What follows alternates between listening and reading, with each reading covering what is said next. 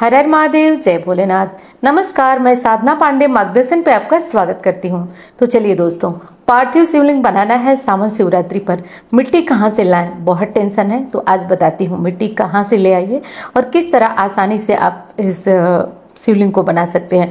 क्योंकि सावन शिवरात्रि पे सभी पूजा करते हैं और पूजा के लिए एक शिवलिंग की आवश्यकता होती है।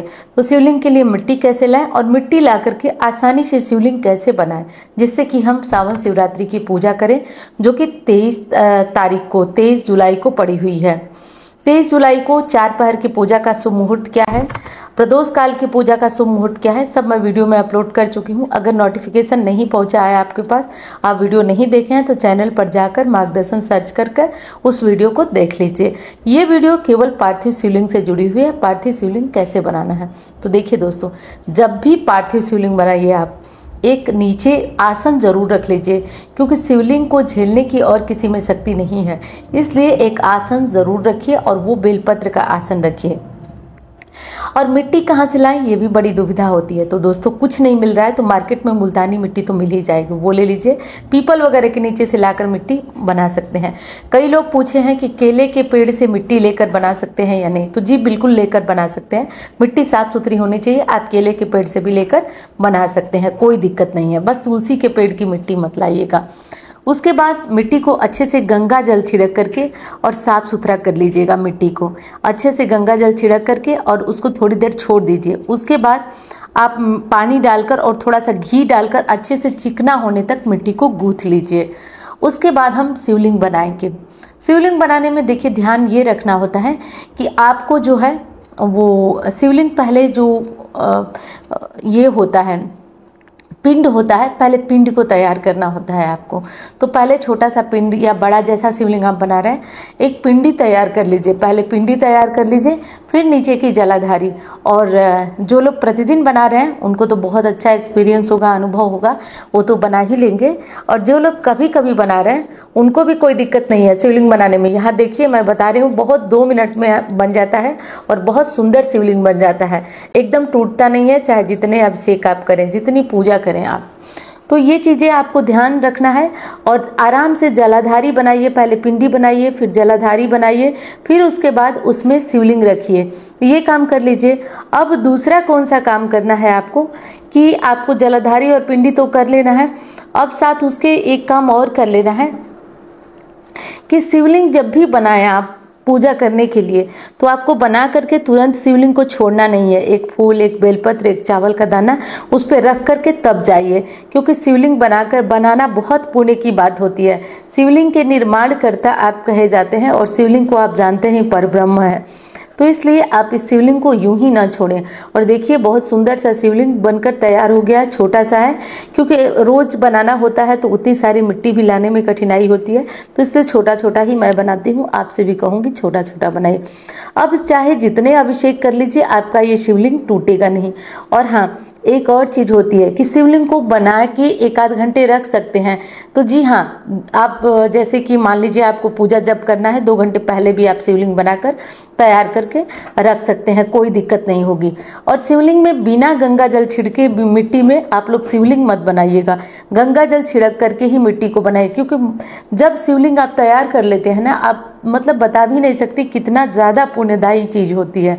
तो इसको कर लीजिएगा। और 23 जुलाई को सावन शिवरात्रि है। सावन शिवरात्रि बहुत पावन पुनीत है। आप लोग व्रत करिएगा और व्रत करके भोलेनाथ की पूजा करिएगा। और जो लोग 4 पहर की पूजा करेंगे वो तो रात्रि को जागरण भी करेंगे। और जो लोग केवल निशीत काल की पूजा करेंगे वो रात 12 साढ़े 12 बजे के बीच पूजा करके सो जाएंगे। और हाँ, ये चीज़ें ध्यान रहे कि जब आप शिवलिंग में थोड़ा सा घी मिला देंगे ना, फिर आप निडर होकर के अभिषेक करिए। कोई डरने की ज़रूरत नहीं है। जितनी चाहे उतनी पूजा करिए, अभिषेक करिए, कहीं से भी आपका शिवलिंग खंडित नहीं होगा। अब एक और बात है, शिवलिंग को जब आप विसर्जन करते हैं तो उसमें ध्यान रखिए, जैसे कि आप गमले में करते हैं या आप बाहर जा कर के शिवलिंग का विसर्जन करते हैं मिट्टी में, तो आप शिवलिंग को घर पे पहले विसर्जन का चावल जरूर छोड़ दीजिए। आप ये पूजा का बहुत महत्वपूर्ण अंग है जो कि हम छोड़ देते हैं। थोड़ा सा चावल लेकर हाथ में ध्यान करिए कि हे भोलेनाथ, मैं आपका पूजन कर रही हूँ, अब पूजन की हूँ, अब विसर्जन करती हूँ, आप अपने लोक को जाएं।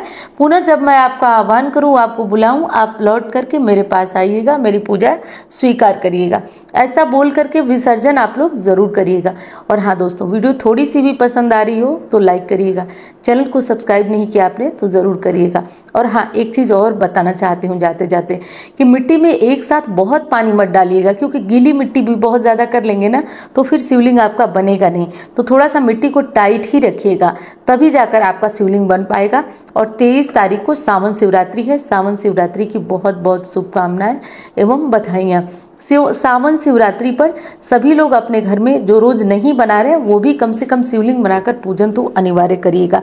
नहीं कर पाएंगे आप रात को तो आप शाम को ही बनाकर पूजन कर लीजिएगा प्रदोष काल में, लेकिन आप करिएगा जरूर। ये सारे काम आपके लिए बहुत जरूरी हैं। तो उम्मीद करती हूँ वीडियो आपको अच्छी लगेगी। अब मैं मिलती हूँ आपसे अन्य वीडियो में। धन्यवाद। जैसा कि आप जानते हैं दोस्तों, सावन मास प्रारंभ होने वाला है। सावन मास प्रारंभ हो रहा है 11 जुलाई से और 9 अगस्त तक चलने वाला है। सावन का माह पावन होता है। भोलेनाथ की पूजा, आराधना और रुद्राभिषेक इत्यादि सभी कार्य सब अपने अपने घरों में कराते हैं, लेकिन जो विशेष कामना होती है वो जब मंदिर में करते हैं तो विशेष लाभ आपको मिलता है। तो ये सुनहरा मौका आ गया है दोस्तों। पिछले साल की भांति इस साल भी रुद्राभिषेक वाराणसी में बाबा भोलेनाथ के आशीर्वाद से संपन्न होने जा रहा है। आप लोगों में से जो लोग भी रुद्राभिषेक अपनी मनोकामना की पूर्ति के लिए करवाना चाहते हैं, जो लोग कराना चाहते हैं, जो बहुत दिनों से परेशान है किसी मनोकामना को लेकर, वो अपनी मनोकामना पूर्ति के लिए रुद्राभिषेक में शामिल हो सकते हैं, रुद्राभिषेक करा सकते हैं। रही बात दक्षिणा की कि दक्षिणा कितनी लगेगी, तो एक चीज मैं दावे के साथ बता दूं दोस्तों कि जितना आप घर पे कराते हैं उससे भी बहुत कम हिस्सा आपका मंदिर में लगेगा। केवल इतना लगेगा कि आप ब्राह्मण लोगों को दक्षिणा आपके रुद्राभिषेक का दिया जा सके। और जो मंदिर का खर्च होता है, क्योंकि इतना आसान नहीं है वाराणसी के किसी मंदिर में जाकर के रुद्राभिषेक करा पाना, वो भी सावन मास में। भीड़ अत्यंत होती है, परेशानी अत्यंत होती है।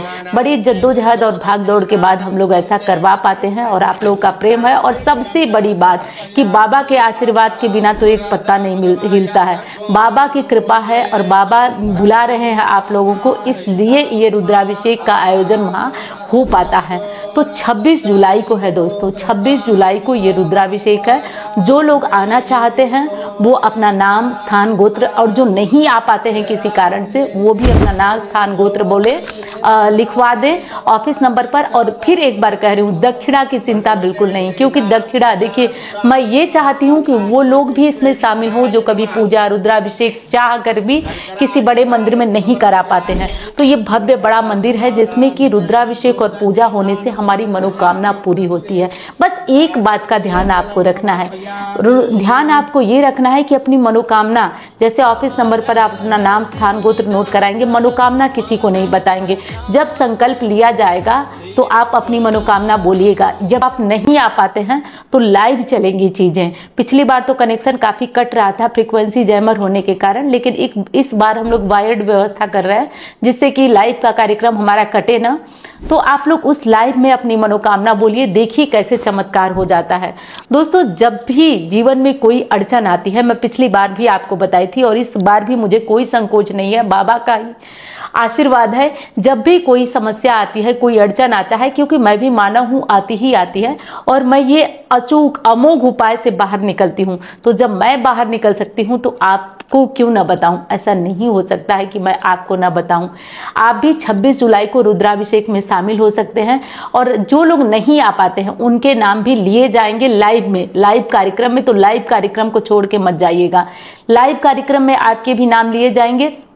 हाँ, ऐसे होगा कि जिन लोगों की जैसे बुकिंग होगी, जैसे जिनका नाम होगा, मान लीजिए कि जिनकी बुकिंग पहले होगी उनका नाम, स्थान और गोत्र पहले बोला जाएगा, और जिनकी बाद में होगी उनका बाद में। तो थोड़ा पेशेंस रखिएगा, धैर्य रखिएगा, और जैसे आप लोग हर बार अपनी दीदी पे अपना प्यार, अपना आशीर्वाद बना के चलते हैं, वैसे विश्वास बना के चलते हैं, वैसे बना के चलिएगा। मेरी बस यही चीज सोच रही हूं मैं कि सभी का, जो लोग परेशान है उन सभी का रुद्राभिषेक को 26 जुलाई को ये रुद्राभिषेक आयोजित होने जा रहा है।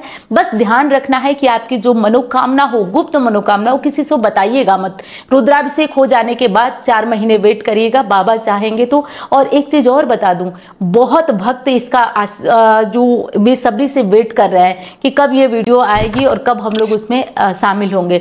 और बहुत लोगों के काम पूरे हो गए हैं, एक बार वहां आने से आपके काम पूरे होते हैं। और नहीं आ पाते हैं, आपके नाम से, आपके गोत्र से यदि रुद्राभिषेक हो जाता है तो आपका काम निश्चित तौर पे बनेगा, निश्चित तौर पे बनता है। बस बाबा की कृपा बरसनी चाहिए। तो रुद्राभिषेक का आयोजन होने जा रहा है, इसका ध्यान रखिएगा। 26 जुलाई को है। इस बार बाबा के आशीर्वाद से और आप लोगों के प्यार से मैं आप लोगों के जलपान के लिए भी छोटी सी एक व्यवस्था रख रही हूं। और आप लोग मेरी बातों से समझ सकते हैं कि मैं कितनी प्रसन्न हूं कि आप लोग जो मुझे जीरो से लेकर यहां तक का सफर तय कराए हैं, उनके स्वागत का मुझे मौका मिल रहा है। आपके स्वागत का मौका मिल रहा है वाराणसी में, तो मैं बहुत प्रसन्न हूं, उत्साहित हूं। और देखिए, कोई कुछ कहे, चेहरा आपको बता ही देता है। तो चेहरा बता सकता है आपको कि मैं कितनी प्रसन्न हूं और आपका इंतजार करूंगी, आपका स्वागत करूंगी। तो वाराणसी में 26 जुलाई को हमारा रुद्राभिषेक आयोजित होने वाला है। और जो लोग नहीं आ पाते हैं वो परेशान ना हो, बिल्कुल परेशान ना हो। उनका नाम, स्थान, गोत्र बोला जाएगा। आप चाहे सुने ना सुने, लेकिन कोशिश करिएगा कि लाइव ज्वाइन करके उतने देर आप हाथ जोड़ करके सुनते जरूर रहिएगा। बाकी हमारी टीम लगेगी, पूरी व्यवस्था होगी कि लाइव आपके लिए अच्छी ढंग से इस बार हो सके। तो मैं मिलती हूँ अब अन्य वीडियो में। धन्यवाद। हर हर महादेव।